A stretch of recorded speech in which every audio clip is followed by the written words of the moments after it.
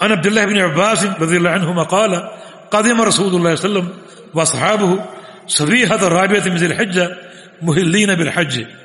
فرماتے ہیں کہ رسول اللہ صلی اللہ علیہ وسلم اور آپ کے صحابہ آئے صبیحۃ الرابعہ من ذی الحجہ، ذو الحج کی 4 تاریخ کی صبح کو.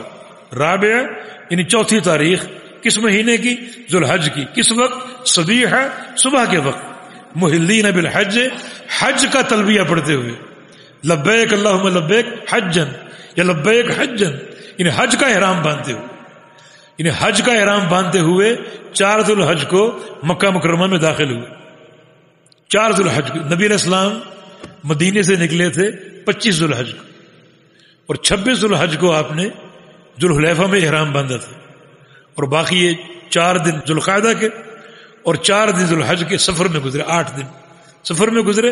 اور 4 ذو الحج کو یعنی 25 ذو القعدہ کو آپ مدینے سے نکلے تھے، اور 4 ذو الحج کی صبح کو آپ مکہ میں پہنچے محلین بالحج، حج کا احرام باندھتے ہوئے.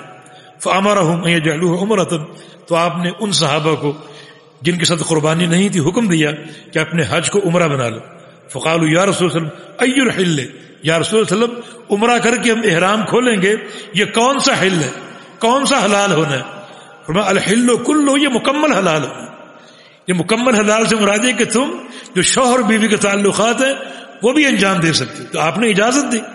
یعنی بعض صحابہ اس کو مکروہ سمجھتے تھے کہ 2 عبادتوں کے بیچ میں ہم بیوی کا قرب کیسے اختیار کریں، یہ گراں گزر رہے گا.